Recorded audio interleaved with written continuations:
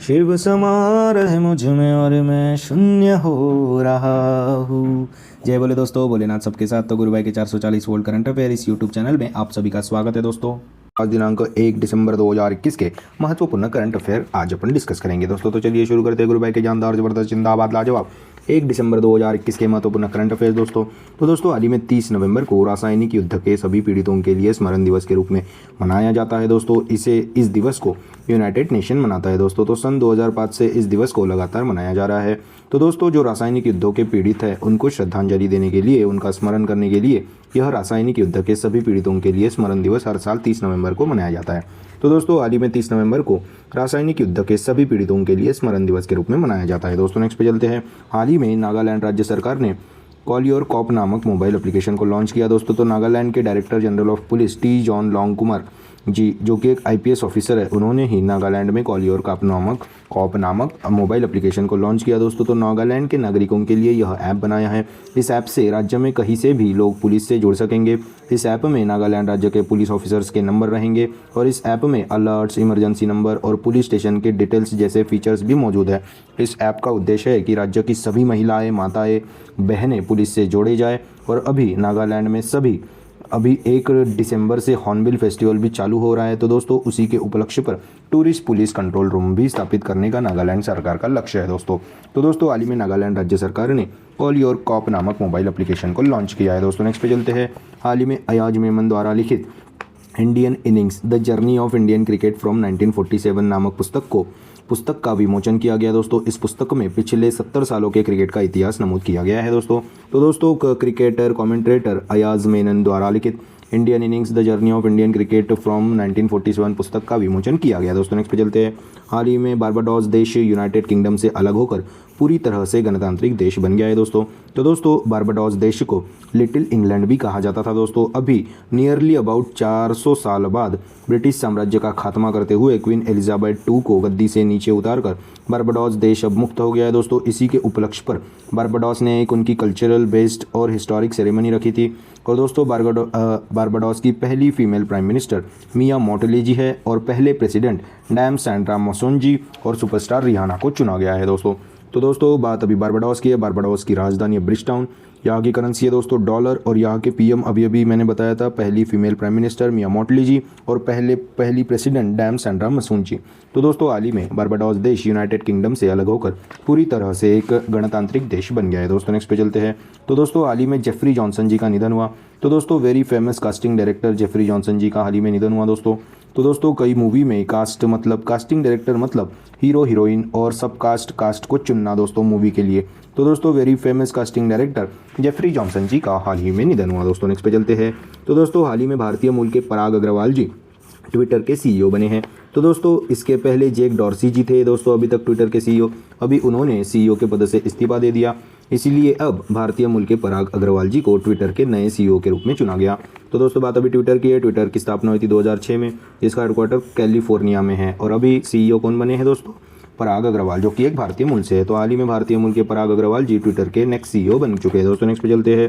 हाल ही में जापान देश की फिल्म डायरेक्टर नाओमी कावासेजी यूनेस्को की गुडविल ब्रांड एम्बेसडर बनी दोस्तों। तो नाओमी कावासेजी को उनकी कल्चर के प्रति निष्ठा और creativity at the service of the development of more societies specially for womens and girls. तो उन्होंने वुमेन्स और गर्ल्स के विकास और डेवलपमेंट में उनका साझा हाथ है, भागीदारी है, इसीलिए उनको हाल ही में जापान देश की फिल्म डायरेक्टर नाओमी कावासेजी को यूनेस्को की गुडविल एम्बेसडर के रूप में चुना गया है। उन्होंने महिलाओं का प्रतिनिधित्व बखूबी रूप से करते हुए अफ्रीकन फिल्म इंडस्ट्री में अपनी छाप छोड़ी है दोस्तों। तो हाल ही में जापान देश की फिल्म डायरेक्टर नाओमी कावासेजी को यूनेस्को की गुडविल एम्बेसडर के रूप में चुना गया। बात अभी यूनेस्को की है। United nation educational science and cultural organisation की स्थापना 1945 में हुई थी, जिसका हेडक्वार्टर पेरिस में है और जिसके करंटली अध्यक्ष है एड्रो उजाले जी। तो दोस्तों हाल ही में जापान देश की फिल्म डायरेक्टर नाओमी कावासेजी को यूनेस्को की गुडविल एम्बेसडर के रूप में चुना गया दोस्तों। नेक्स्ट पे चलते हैं। हाल ही में टूरिज्म को बढ़ावा देने के लिए जम्मू कश्मीर में पहला अहरबल महोत्सव आयोजित किया दोस्तों। तो दोस्तों अहरबल यानी कि यह जम्मू कश्मीर का एक जलप्रपात, एक वाटरफॉल है दोस्तों। तो दोस्तों जम्मू कश्मीर के कुलगाम जिले में स्थित अहरबल वाटरफॉल तो दोस्तों कुलगाम डिस्ट्रिक्ट एडमिनिस्ट्रेशन और the department of tourism Jammu Kashmir ने पहला अहरबल फेस्टिवल का आयोजन किया है दोस्तों।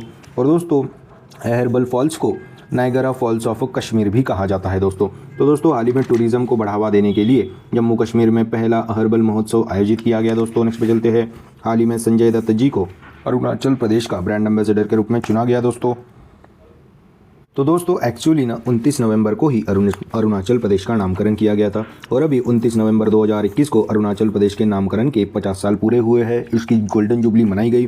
तो दोस्तों 50 साल की सेलिब्रेशन के लिए संजय दत्त जी को ब्रांड एम्बेसडर के रूप में चुना गया। तो दोस्तों हाल ही में संजय दत्त जी को अरुणाचल प्रदेश का ब्रांड एम्बेसडर के रूप में चुना गया दोस्तों। नेक्स्ट पे चलते हैं। तो दोस्तों 2025 तक दक्षिण कोरिया देश को दुनिया का पहला तैरता हुआ शहर मिलेगा। तो दोस्तों एक्चुअली में ग्लोबल वार्मिंग के कारण जो समुद्र का जलस्तर है वो लगातार बढ़ता जा रहा है दोस्तों। तो दोस्तों बाढ़ की संभावनाएं भी बढ़ चुकी है दोस्तों साउथ कोरिया में। तो दोस्तों इसीलिए 2025 तक दक्षिण कोरिया देश को दुनिया का पहला तैरता हुआ शहर मिलेगा। तो दोस्तों तो floating city project united nation human settlement programme और ओसिनेक्स का एक संयुक्त प्रयास है दोस्तों। यह शहर दक्षिण कोरिया में बुसान के तट पर बनाया जाएगा और इसके 2025 तक पूरा होने की संभावना है दोस्तों। इस तैरते हुए शहर में बाढ़ प्रूफ बुनियादी ढांचा होगा और बाढ़ के जोखिम को ख़त्म करने के लिए कई मैनमेड आइलैंड भी शामिल होंगे दोस्तों। कई मैनमेड आइलैंड बनाए जाएंगे दोस्तों। और दोस्तों इस शहर को सुनामी, बाढ़ और श्रेणी 5 के तूफान जैसी आपदाओं का सामना करने के लिए डिज़ाइन किया है दोस्तों। तो बात अभी दक्षिण कोरिया की है। तो दक्षिण कोरिया की राजधानी है सियोल, यहाँ की करेंसी है वॉन, साउथ कोरियन वॉन और यहाँ के प्रेसिडेंट है दोस्तों मून जे इन। तो दोस्तों 2025 तक दक्षिण कोरिया देश को दुनिया का पहला तैरता हुआ शहर मिलेगा दोस्तों। नेक्स्ट पे चलते हैं। तो दोस्तों हाल ही में 7वां भारत इंटरनेशनल विज्ञान महोत्सव गोवा में आयोजित किया जाएगा दोस्तों। तो गोवा के पणजी में 7वां इंडिया इंटरनेशनल साइंस फेस्टिवल का आयोजन किया जाएगा। तो दोस्तों साइंस एंड टेक्नोलॉजी मंत्रालय द्वारा आयोजित यह साइंस फेस्टिवल 4 दिन तक चलेगा और दोस्तों 10 दिसंबर से लेकर 14 दिसंबर तक यह साइंस फेस्टिवल चलेगा। 10 दिसंबर को science and technology minister doctor Jitendra Singh ji द्वारा उद्घाटन किया जाएगा। और दोस्तों इस साइंस फेस्टिवल का विषय क्या है? तो समृद्ध भारत के लिए रचनात्मक विज्ञान व प्रौद्योगिकी और नवाचार उत्सव होगा। और दोस्तों इस भारत इंटरनेशनल विज्ञान महोत्सव का मुख्य उद्देश्य क्या है? तो लोगों के द्वारा किए गए इनोवेशंस का उपयोग करना और ऐसी टेक्नोलॉजी विकसित करना जो जनता के लिए सस्ती और अफोर्डेबल रहे।